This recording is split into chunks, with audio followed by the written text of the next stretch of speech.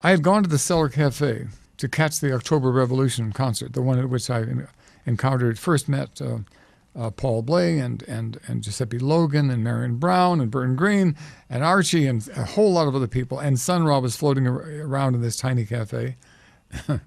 John Gilmore I would meet from time to time, extraordinarily urbane, genteel, dignified man with exquisite skill and with his instrument. Always very courteous, always very laid back. A mainstay of Sonny's band, and had toured with him for at least, I believe, 40 years. He'd made a life career of touring with Ra. He survived Ra, I believe, but not by very much. He smoked, and I was sad to learn of his death. Pat Patrick was a very interesting young man, very intelligent and very soft-spoken and reserved, but clearly he was brilliant, and and I liked him. But I gather he had some difficulties with Ra and left the orchestra at some point during the years that I knew Ra. I can't say any more. I don't know any more about Pat than that. Marshall Allen, I had known him in the context of the Sun Ra Orchestra.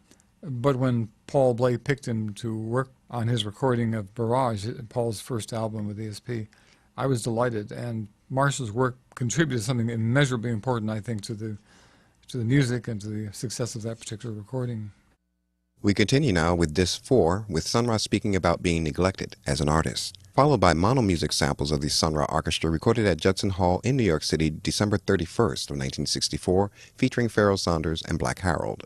In a sense, I would say, just saying in a sense, I had been sort of bypassed by the main record companies. Yes, not sort of, but just in a sense, deliberately.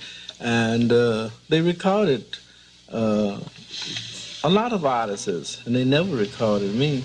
So you can see, like, where the other people who playing the new thing, they're getting recorded by these big companies, but no big company has really ever recorded me, so I'm in a class by myself. As you might say, the most neglected artists in the world, because they haven't done that. I recall one time that we were playing on the same program with Coltrane and Albert Island and some more top stars in New York, and a company, Impulse, was doing the recording. When we got on the stage, they turned the recording equipment off. You see, so, and they recorded everybody but us, and they paid everybody but us. So I have really had some other kind of strange things happening to me that hasn't happened to other artists. My musician could tell you that. Some very strange things that happened to us as far as reaching people.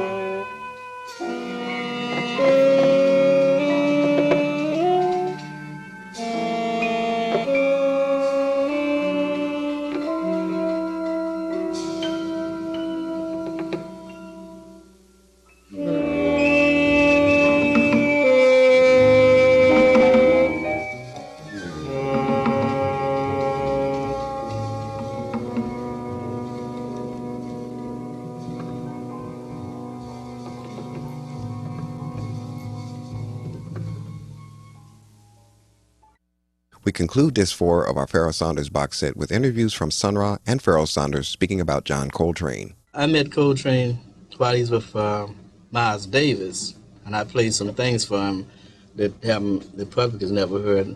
It was over into blueprints of the potentials of music, electronic music. And he listened for about 4 hours, and then he decided that he would leave Miles because he said that he had some ideas, but he had been afraid to play them. But he could see that it was all right. So he got his own combo, and that's when he began to branch out on different things. He already was moving out on some planes with Miles, but by himself he was able to move out even farther. Then I showed him some things on the spiritual realm concerning spiritual mathematics, and he learned a little of that. But after he got famous, he didn't have time to study those sort of things. And probably that's where the mistake came. I met John like in San Francisco at one time where a tenor player by the name of Scotty introduced me to John at this club called Jazz Workshop in San Francisco. And that's where I first met him. I think Scotty, the other tenor player, was supposed to take John around, look at some mouthpieces, something like that.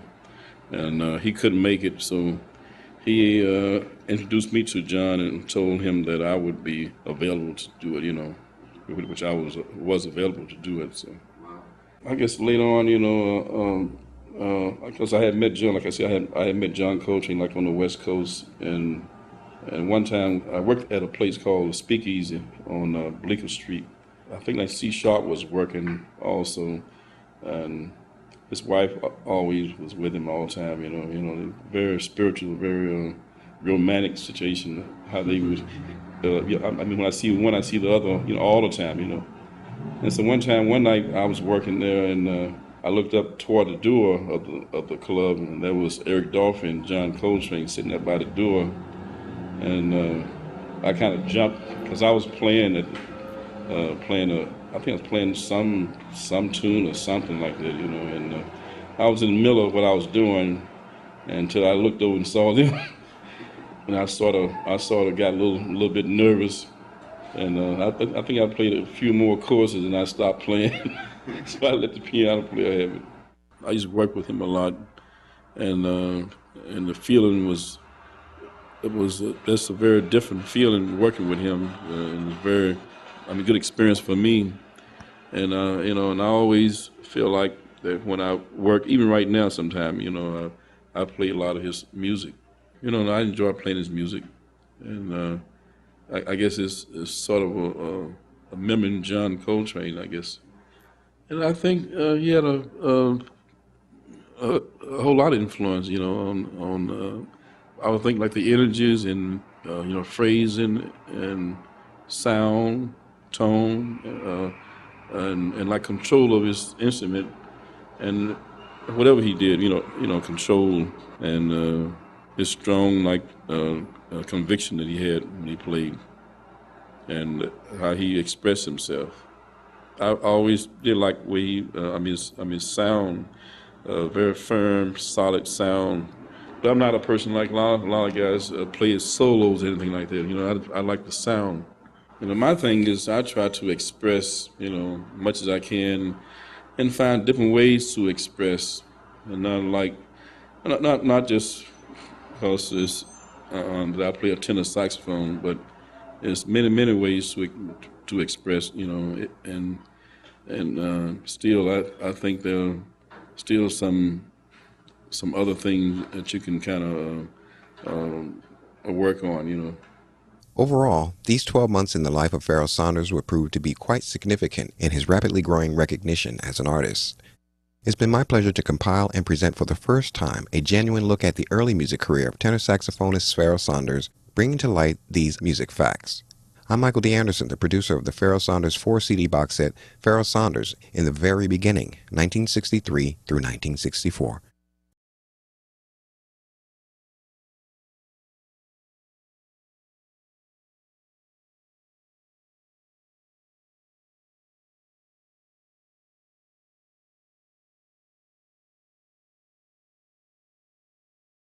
For more information on how to obtain review copies of our Esp-Disk and Engine New releases, please contact Mr. Ward Seymour at ward@espdisk.com. That's WARD@espdisk.com. I'm Esp-Disk music producer Michael D. Anderson. We certainly look forward to hearing from you soon.